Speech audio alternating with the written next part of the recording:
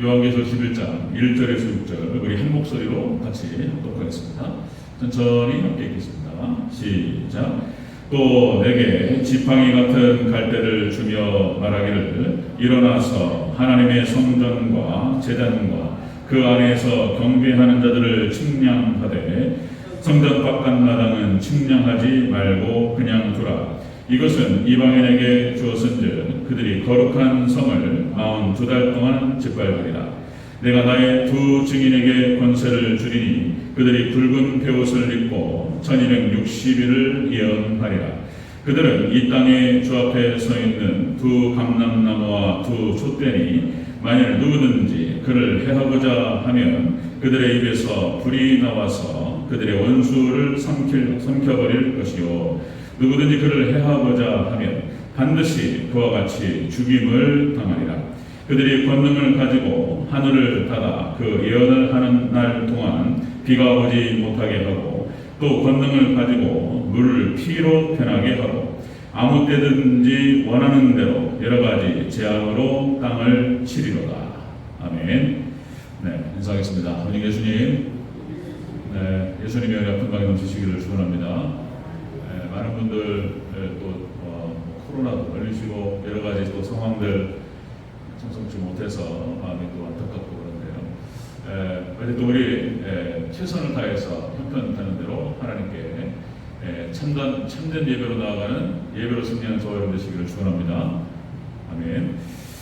자, 오늘 함께 읽으신 요한계시록 11장 1절에서 6절 오늘 본문을 토대로 계시록 두 증인 예배라는 제목으로 말씀드리겠습니다. 계시록 두 증인 예배.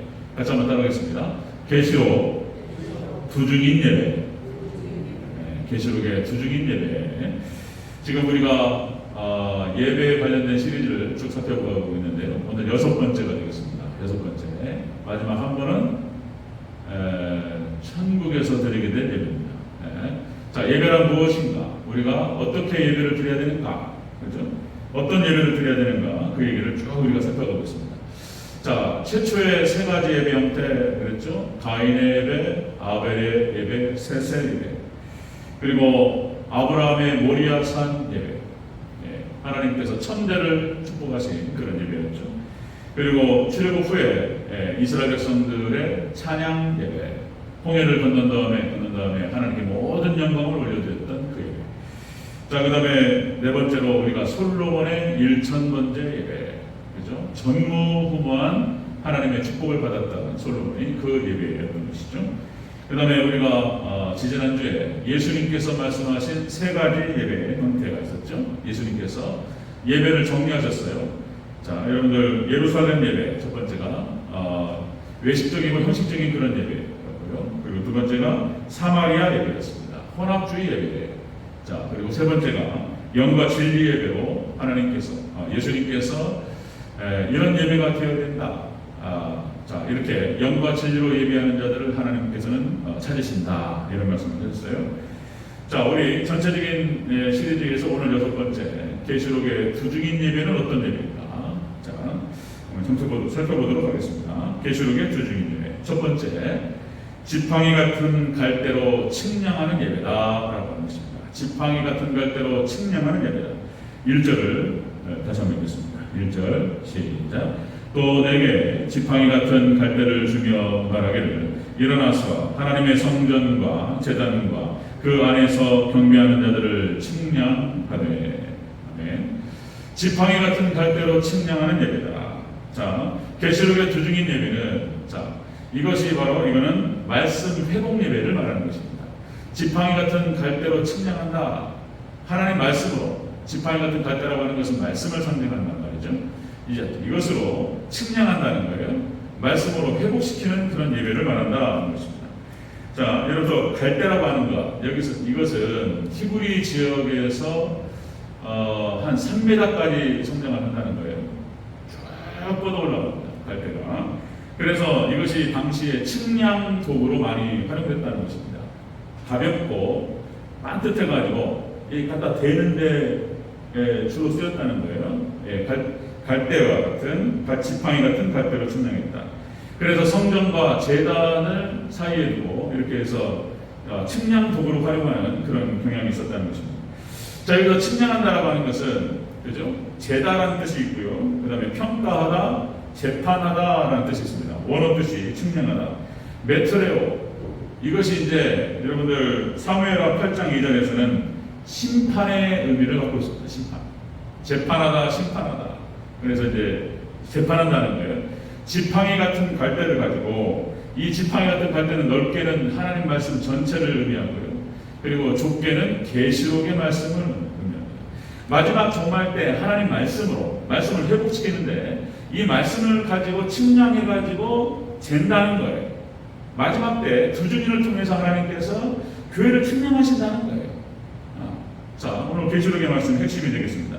그래서 종말 이 시대에 하나님께서 두 증인이라고 표현되고 있는 참된 종을 통해서, 자, 그렇게 해서 성전과 제단을 측량한다. 자, 교회를 회복한다는 의미가 있어요. 교회를 회복한다. 자, 그래서 말씀 회복의 예배를 하나님께서 회복시키신다. 자, 여러분들 다니엘서 9장 24절, 다니엘서 9장 24절에서 하나님께 다니엘에게 마지막 종말이 있을 일을 보여주셨어요. 그리고 마지막 때는, 자, 제사와 예물을 금지할 것이다, 이렇게 말씀하셨어요. 그래서 자, 다니엘서 9장 24절, 그가 장차 많은 사람과 더불어 한 이래 동안의 언약을 굳게 맺고 그가 그 이래의 절반에 제사와 예물을 금지할 것이며, 이게 적그리스도가 마지막 때 예배를 드리지 못하게 합니다. 지금 우리가 한번 경험을 했어요. 코로나를 통해서 정부에서 정책적으로 전 세계적으로 락다운 시키면서 예배가 금지됐던 적이 있었어요. 그냥 이제 한번 경험을 해봤단 말이에요. 그래서 이제 이것이 이제 학습화되었고 이런 시스템으로 진행이 될 것입니다. 마지막 때 이제 뭡니까 우리 핸드폰이라든지 그런 거 있죠? 그렇게 해서 뭐 찍고 들어가고 그래서 다 통제가 됩니다. 우리 위치까지도 확보가 되고요. 그래서 이제 그런 형태로 예배는 금지될 것이고 드리지 못하게 될 것이다라고 하는 것입니다. 자, 그런데 어쨌든 간에 마지막 종말 이 시대에 하나님께서 찬종들 두 증인을 통해서 어떻게든 예배를 회복시키시고 말씀을 회복시키신다라고 하는 것입니다.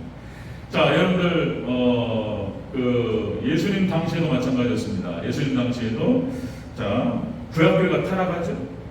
그래서 세례 요한을 중심으로 해서 예수님께서도 그러셨지만 당시에 형식적으로 외식적으로 빠졌던 그런 구약교회들, 예수님께서 12사도 12제자를 선택하시고 그들에게 성령을 부으셔서 초대교회를 세우시고 예배를 회복시키셨습니다. 그 일이 마지막 종말 때도 똑같은 일이 벌어진다라고 하는 것입니다. 사도들을 통해서 예배와 그리고 말씀을 회복시키셨던 것처럼 마지막 종말 때에도 똑같이 두 증인들을 통해서 하나님 택하신 종들을 통해서 예배와 말씀을 회복시키신다. 네. 자, 여러분들 마지막 때는 그런 일이 벌어집니다. 마태복음 24장 3절과 4절, 제가 24장에 대해서 징조장이고 많은 얘기를 드렸는데요. 자, 또 뭐 이렇게 저렇게 이런 각도 저런 각도로 계속해서 다양한 각도로 말씀을 드릴 거예요. 자, 주의 임하심과 세상 끝에는 무슨 일이 있겠사오며 무슨 징조가 있사오리까? 예수님께 대답하시되 사람의 미혹을 받지 않도록 주의하라, 이런 말씀을 했어요. 그러니까 마지막 종말 때에는 사람의 미혹이 있습니다. 마지막 종말 때는 이제 신본주의는 무너져요. 신본주의는 무너지고 인본주의가 판을 칩니다. 그래서 그런 표현들, 뭐 TV에서 믿지 않는 사람들이 하는 얘기는 뭐 우리가 이제 그런 것다 이렇게 하는데, 그래서 휴머니즘, 인간 중심 이렇게 흘러가죠. 민주주의. 자, 이것은 이제 교회 밖에서는 맞는 말이라고 했어요. 교회 밖에서는 진리가 없기 때문에 다 상대성이에요. 상대주의가 판을 치고, 그래서 너도 옳고 나도 옳고, 그러니까 틀리다고 얘기하지 말고 다르다고 얘기하자, 이렇게 되는 거죠. 그런데 교회에서는 안 되는 거예요, 그것이. 근데 교회조차도 그런 인본주의 물결이 들어오게 돼서 사람의 미혹이 있게 될 것이다, 예수님께서 말씀하셨어요. 그리고 우리가 같이 살펴봤던 것처럼 마지막 라오디게아 시대는 민주주의, 다원주의, 세속주의로 다 흘러가게 될 것이다. 자, 여러분들 이 흐름이 초대교회만 있었던 것이 아니고, 그리고 소아시아 7교회만 있었던 것이 아니고, 마지막 종말 때 일어날 일만이 아니고 항상 있어 왔어요. 항상 사사시대 그리고 구약 이스라엘 멸망 직전까지 항상 있어 왔어요. 하나님을 떠나고 말씀을 떠나고 사람이 미혹하고 그런 일들이 성경상 역사에 항상 있어 왔어요. 항상. 자, 그런데 역시 하나님께서 은혜 가운데 회복시키실 때에는 말씀을 회복시키시면서 모든 것을 회복시켰어요. 항상 하나님을 떠나고 하나님을 배교하고 배역하고 그런 일이 항상 있어 왔는데 하나님께서는 그거를 다시 뒤집어서 말씀을 회복시키시고 예배를 회복시키시면서 하나님의 은혜와 축복이 회복된다라고 하는 것입니다. 뭐 여러 가지 사례가 많지만 사사시대 다 얘기했었고 그 다음에 또 뭐 히스기야, 여호사밧 뭐 여러 말씀을 드렸고 자 요시야 왕 시대도 마찬가지입니다. 자 구약 이스라엘의 세 명의 성군이었어요. 여호사밧, 히스기야, 요시야 시대도 마찬가지였습니다. 자 역대하 34장 14절에서 33절까지 요시야 왕 시대 때에 어떤 일이 있었냐면 율법을 잃어버려요. 그러니까 말씀이 닫히기 시작하면서 말씀을 떠나기 시작하면서 사단이 묻어버려요. 네, 율법이 닫힙니다. 그래서 어떤 일이 벌어지냐면 hil기야가 서기관 사반에게 말하여 이르되 내가 여호와의 전에서 율법책을 발견하였노라. 율법책이 사라져버리고 그동안 있었던 율법이 다 어디 갔는지 사단이 역사해가지고 싹 묻어버린다니까요. 없애버리고 불태워버리고 숨겨놔버려요. 알 수가 없어요. 그런데 요시야 왕 시대 때 이 성전에서 율법책을 발견해요. 그리고 자 hil기야가 그 책을 사반에게 주매 사반이 왕 앞에서 그것을 읽으매 왕이 율법의 말씀을 듣자 곧 자기 옷을 찢더라. 요시야 왕이 그 율법의 말씀을 들으면서 자기 옷을 찢었어요. 얼마나 이스라엘이 그리고 자신이 하나님 말씀의 기준에서 벗어나 있고 얼마나 떠나 있었던 걸 갖다가 이걸 절절하게 느껴요. 그리고 요시야 왕이 자기 옷을 찢으면서 하나님께 회개합니다.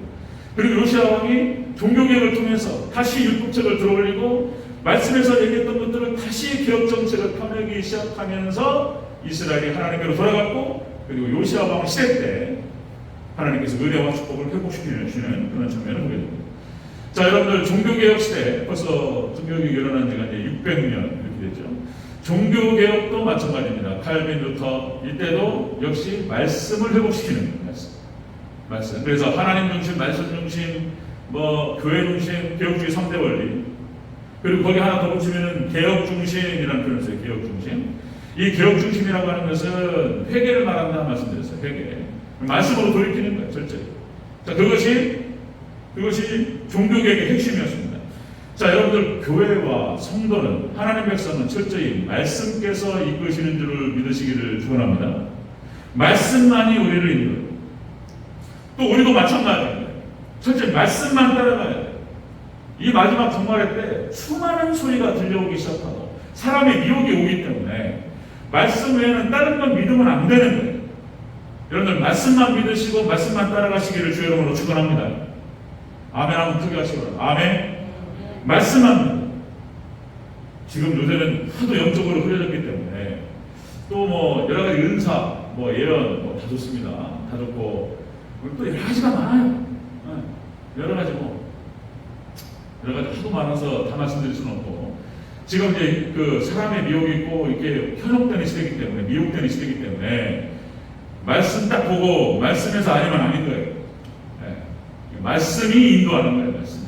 그래서 여러분들 뭐 사람의 말들 그리고 여러 가지 여러 가지 조언과 충고 다 많지만 여러분들 말씀만 보고 말씀이 명확하게 떨어지는 말씀, 정확하게 하나님께서 깨닫게 하시는 말씀, 하나님께서 주시는 그 말씀만 따라가는 저와 여러분 되시기를 축원합니다. 마지막 자 계시록 두중인 예배가 뭐냐면 두중인을 통해서 하나님께서 말씀을 회복시킨다. 그리고 마지막 때 하나님 택하신 백성들을 구하는 방식이 바로 그런 것이다. 자, 계시록의 두중인 예배 역시 첫 번째가 말씀 회복의 예배고요. 자, 두 번째. 자, 계시록 두중인 예배는 붉은 베옷의 예배다. 이렇게 기록됩니다. 자, 이게 회개입니다. 회개. 자, 우리 3절부터 6절을 배상하겠습니다. 좀 긴데요. 3절부터 6절을 배상하겠습니다. 시작. 내가 나의 두 증인에게 권세를 주리니 그들이 붉은 베옷을 입고 1260일을 예언하리라. 그들은 이 땅의 주 앞에 서 있는 두 감람나무와 두 촛대니 만약 누구든지 그들을 해하고자 하면 그들의 입에서 불이 나와서 그들의 원수를 삼켜버릴 것이요 누구든지 그들을 해하고자 하면 반드시 그와 같이 죽임을 당하리라. 그들이 권능을 가지고 하늘을 닫아 그 예언하는 날 동안 비가 오지 못하게 하고 또 권능을 가지고 물을 피로 변하게 하고 아무 때든지 원하는 대로 여러 가지 재앙으로 땅을 치리로다. 아멘. 자, 계시록의 두 중인 예배는 자 말씀을 회복시키면서 그 다음에 하는 것은 회개입니다. 회개. 붉은 개옷을 입고 회개를 강조합니다. 자, 회개 예배를 아까 말하는 것인데요.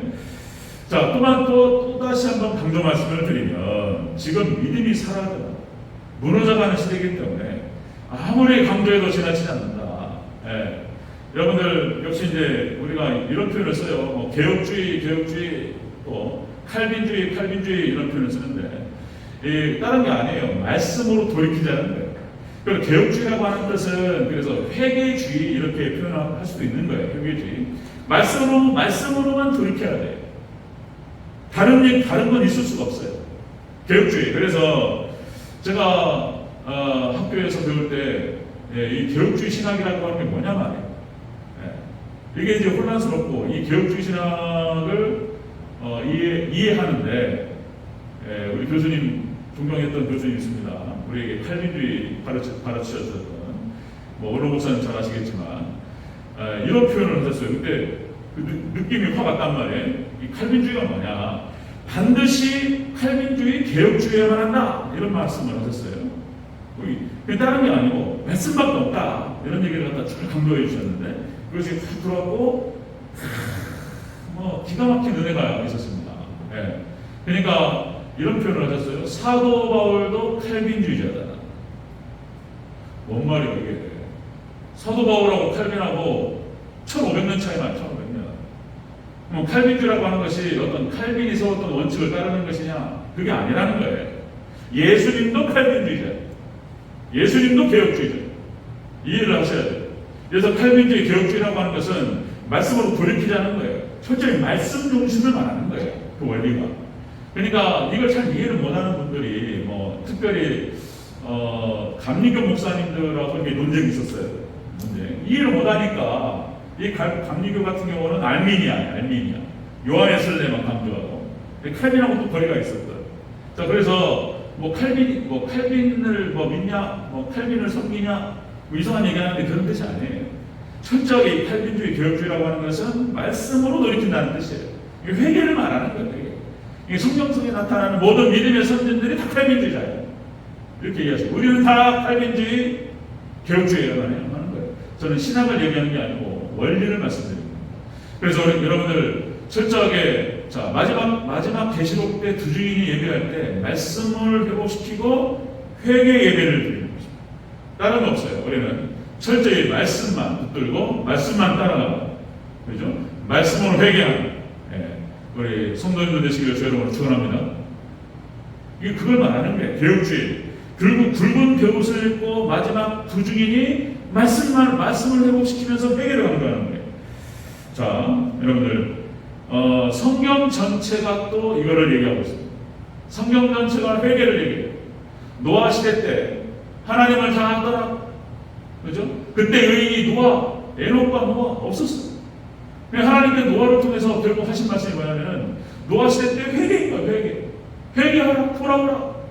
노아가 600년 동안 그러니까 방주를 산에 방주를 120년 동안 지으면서 120년 동안 외친 게 뭐냐면은 회개하는 거예요. 회개.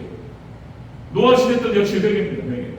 그 다음에 사사 시대 마찬가지죠. 사사 시대 때도 그런 걸 우상을 버리고 하나님께로 돌아오라. 그게 사사 시대 핵심이에요. 소견에 오른 대로 행하면 안 되고 우상을 숨기면 안 되고 회개하여 하나님께 돌아오라. 이것이 사사 시대 메시지예요. 그 다음에 구약 이스라엘의 멸망 당시도 마찬가지입니다. 구약 이스라엘이 멸망하기 직전에 하나님의 선지자들을 통해 가지고 계속 그 얘기하시는 거예요. 돌아오라, 회개하라 이런 얘기. 자, 예수님 당시 역시 세례요한, 구약의 마지막 이 선제라고 말할 수 있는 세례요한. 회개하라, 천국이 가까웠느니라. 도끼가 나무풀에 놓였으니 회개치 아니하면 끊어버리려, 찍어버리려. 계속 회개해요. 예수님께서 공생애를 시작하시고 첫 번째 하셨던 그 일성이, 첫 번째 하셨던 선포가 회개하라, 천국이 가까웠네. 성경 전체가 회개예요. 예수님께서 12제자를 선택하시고 그들을 3년 동안 데리고 다니시면서 예수님께서 모든 이적과 모든 걸 가르쳐 주셨어요.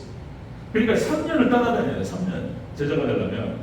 그러니까 3년을 갖다가 제자들을 데리고 다니시면서 다 보여주시고, 그냥 신앙생활이 무엇인지, 하나님을 섬긴다는 것이 무엇인지를 온몸으로 보여주셨어요. 그리고 제자들이 하신 말씀이 뭐였냐면 회개시키라는 거예요. 사도들이 그래서 예수님의 제자들이 사역을 시작하면서 했던 얘기 딴 거 아니에요. 그냥 회개하라. 자, 사도행전 2장에서 역시 성령께서 임하시고 베드로가 설교가 시작되죠. 그게 회개의 선포인 거예요. 회개 선포. 자, 여러분들, 사도행전 2장 36절 38절 베드로가 이렇게 말합니다. 너희가 회개하여 각각 예수 그리스도의 이름으로 세례를 받고 죄 사함을 받아라. 그리하면 성령을 선물로 받으리니. 회개하라는 거예요. 회개. 마지막 종말 때에도 두 증인을 통해서 다른 얘기하는 게 아니에요. 하나님께서 돌아오라, 회개하라, 말씀으로 돌이키라는 거예요. 자, 회개하든지 아니면 망하든지 두 가지밖에 없는 거예요. 성경 전체가 그 흐름입니다. 마지막 두 증인 예배를 통해서, 대성 예배를 통해서 두 증인을 통해 하나님께서 말씀하시는 거예요. 회개하라. 자, 그런데 마지막 종말 때 당신의 택하신 백성들을 구원하시기 위해서 하나님 특별히 이 두 증인에게 권세를 주신다는 거예요. 강력한 권세를 주신다는 거예요. 그거를 6절에서는 그렇게 표현합니다. 이게 모세의 권세와 엘리야의 권세입니다. 자, 이게 우리 6절을 다시 한번 읽을까요? 6절, 11장 6절을 다시 한번 읽습니다. 시작. 그들이 권능을 가지고 하늘을 닫아 그 예언을 하는 날 동안 비가 오지 못하게 하고, 또 권능을 가지고 물을 피로 변하게 하고, 아무 때든지 원하는 대로 여러 가지 재앙으로 땅을 치리로다. 아멘. 마지막 때 하나님께서 두 증인에게 권세를 주신다. 권세를. 그래서 이 권세는 모세의 권세와 엘리야의 권세를 말하는 것입니다. 모세가 말 한마디 떨어지니까 출애굽 당시에 하나님께서 하신 거죠. 하나님이 다 하신 건데, 하나님께 모세에게 권세를 주셔가지고 모세가 지팡이를 들면 말이 떨어지면 그대로 되어버렸어요. 그러니까 물이 피가 되게 해버려요. 그냥 마지막 때 두 증인에게 권세를 주신다는 거예요. 엘리야의 권세도 마찬가지입니다. 엘리야도 하나님께 기도하는 거예요. 하나님, 비가 오지 않게 하옵소서. 엘리야가 딱 그렇게 말했더니 말이 엘리야에게 떨어지자마자 3년 반 동안 비가 안 와버렸어요. 그게 마지막 때 두 증인을 통해서 하나님께서 적그리스도를 대항하고 택하신 백성들을 지키고 보호하기 위해서 두 증인에게 권세를 주신다는 거예요. 그리고 그 하나님 백성들을 회개로 이끌어간다는 거예요. 회개로 하나님께 돌이키라. 자, 계시록의 두 증인. 자, 마지막 때 이 두 증인의 역할은, 이 예배는 말씀을 회복하고 그리고 회개로 이끌어간다는 것입니다. 회개로. 자, 세 번째 보겠습니다. 세 번째. 계시록의 두 증인 예배는 성전과 제단 사이의 예배다. 이렇게 얘기해요. 구별하는 예배를 드립니다. 자, 우리 다시 한번 읽겠습니다. 우리 1절과 2절을 다시 한번 읽습니다. 시작. 또 내게 지팡이 같은 갈대를 주며 말하기를, 일어나서 하나님의 성전과 제단과 그 안에서 경배하는 자들을 측량하되 성전 바깥마당은 측량하지 말고 그냥 두라. 이것은 이방인에게 주었은즉 그들이 거룩한 성을 42달 동안 짓밟으리라. 아멘. 자, 마지막 계시록 두 증인의 예배는 성전과 제단 사이의 예배다.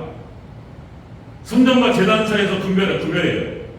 이게 하나님 앞에서 구별된 예배를 드립니다. 마지막 두 증인 통해서 하나님께서. 자, 여기서 성전이라고 하는 것은 나오스라고 해서 지성소를 말하는 거죠. 지성소는 여러분들 잘 아시다시피 아무나 들어갈 수가 없는 곳입니다. 그죠? 대제사장도 1년에 한 번 들어가는 곳이었어요. 거기는 법궤가 있고 하나님께서 임재하시는 곳입니다. 죄가 있으면 들어가다 죽어요. 대제사장이 1년에 한 번 피를 가지고 들어갔는데, 그래서 허리에다가 끈을 묶고, 그죠? 들어가서 제사장이 제대로 된 회개가 되어 있지 않았다면 그 자리에서 즉사해요. 그게 지성소 예배였어요. 그런데 역시 휘장을 예수님의 몸이 찢어지면서 자, 성소와 지성소가 달라진단 말이에요. 그렇지? 가로막혀 있던 휘장이 찢어지면서 소통을 씻었단 말이에요. 성소 예배는 거룩한 예배를 말하는 것이었습니다. 자, 그렇게 해서 성소와 성전과 제단 사이에 예배를 드리고, 그리고 성전 바깥마당은 측량하지 않습니다. 내버려 둡니다. 내버려 둬요. 거기는 이방인들과 타락한 자들과 배교자들이 거하는 곳입니다. 거기는 측량하거나 말씀을 회복하지 않고요. 내버려 두고 거기는 심판의 대상이 됩니다. 그래서 마지막 두 증인, 계시록 두 증인, 이 마지막 때 활동할 수 있는 이 두 증인을 통해서 구별시켜요. 예배를 통해서 나뉘는 거예요. 예배를 통해서. 자, 여러분들 마지막 때는 구별됩니다. 자, 마태복음 24장 징조장에서 충분히 얘기를 했고, 25장에 세 가지의 비유가 나오죠. 그래서 구별합니다. 열처녀의 비유, 그 다음에 달란트 비유, 그 다음에 양과 염소의 비유, 세 가지 비유가 마태복음 25장에 나오는데, 열처녀는 기름을 준비한 5처녀와 기름을 준비하지 않은 5처녀로 나눕니다. 그 다음에 양과 달란트 비유도 5달란트, 2달란트 따로, 1달란트 따로 쫙 갈라져요. 그걸 양과 염소로 쫙 갈라져요. 구별하세요.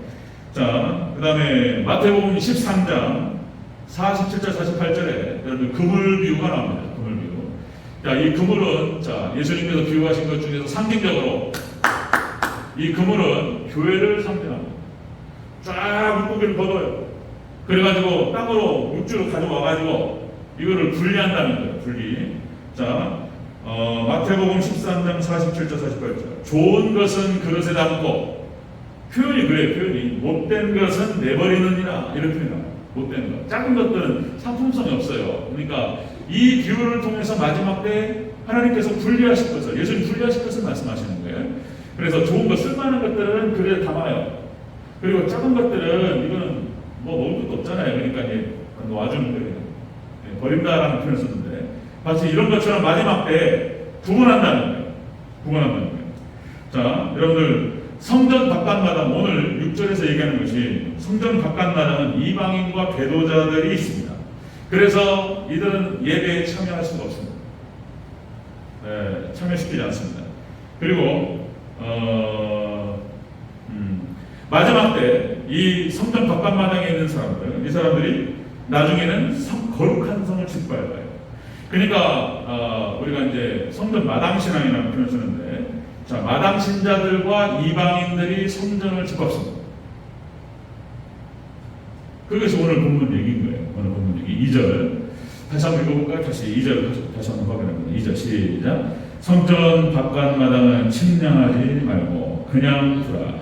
이것은 이방인에게 주었은즉 그들이 거룩한 성을 42달 동안 짓밟으리라. 자, 그러니까 42달이면 3년 반입니다. 전 3년 반 동안에, 그러니까 이제 이게 마당 신자들, 그 다음에 이방인들, 배교자들이 성전을 짓밟아요.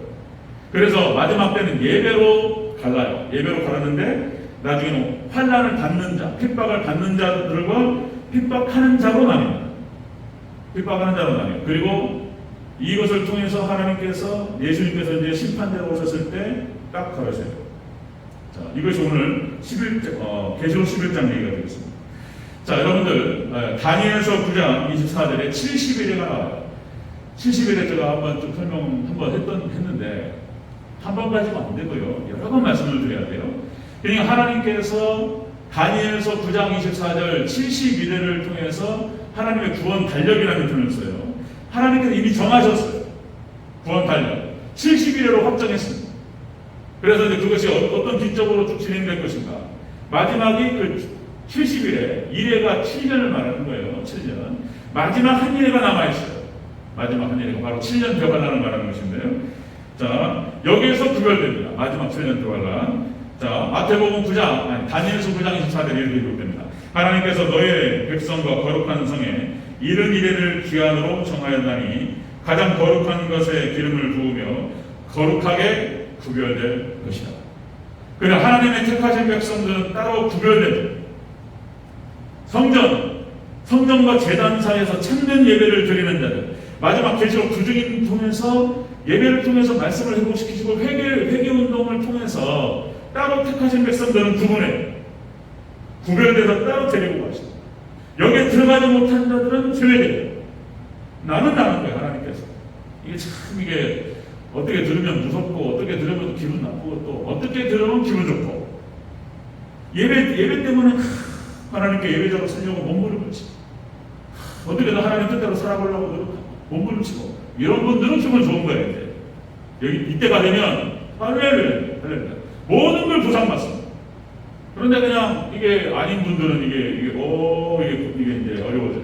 그러면 자 여러분들 이것도 한번 2000년 교역사 가운데서 한번 경험해봤던 거예요. 로마 10대 박해 아시죠? 10대 박해라고 해서 10명의 로마의 왕들이 기독교를 박해했어요. 300년이 넘게. 이때 수백만 명이 죽었어요. 그러니까 믿음 하나 지키기 위해서 시야로 불을 펴고 들어갔단 말이죠. 카타콤이라고 하는. 그리고 자신의 정체성을 갖다가 물고기 그림을 통해 가지고 이투스 그죠? 그리고 자신의 정체성을 밝혔습니다. 그리고 예배를 드리기 위해서 목숨을 걸었어요. 예배 드리다가 죽는 거예요. 걸리면 죽어요. 걸리면 예배 드리다가 한번 2000년 교회 역사 가운데 한번 드러났어요. 그 일이 똑같이 재현된다는 것입니다. 마지막 때 대환란이 시작되고 매년 안 걸려요. 전 3년 반이 지난 다음에 30일과 45일을 말씀드렸어요. 95일 1335일 아니 1290일 1335일 자 30일과 45일이 있습니다. 이때가 창세일에 없던 환란이다 이런 표현을 쓰는데 자 예배가 금해지고 제사가 금해지고 예물이 금해집니다. 예배를 못 드리게 만들어요. 그런데 마지막 때 하나님 백성들은 목숨 걸고 예배를 지킵니다. 마지막 때 두 증인이 이거를 지켜요. 권세를 가지고 그리고 여기에 참여한 자들과 그렇지 않은 자들이 구별된다는 것입니다. 자 오늘 그러니까 이걸 얘기할 수가 없어요. 계속의 말씀 마지막 예언의 말씀이고 앞으로 있을 일입니다. 그래서 예배가 무엇이고 우리가 어떤 예배를 드려야 될 것인가를 얘기하면서 마지막 계시록이 나타나는 예배 그리고 7번째 마지막은 천국 가서 예배 드립니다. 그 예배를 다음 주에 다시 말씀을 나눌 텐데요. 자 오늘 말씀 정리하겠습니다. 자 여러분들 마지막 종말의 때에 계시록에 나타나는 두 증인의 예배는 어떤 예배가 되는가? 역시 말씀을 회복하고 그 다음에 회개로 하나님의 백성들을 끌어내고 그리고 이것을 통해서 구별하는 예배를 드립니다. 여기서 예배로 갈립니다. 그래서 여러분들 다른 게 없습니다. 여러분들 말씀 붙드시고 예배로 승리하는 우리 던전주의 성도들 되시기를 주여로 축원합니다. 아멘.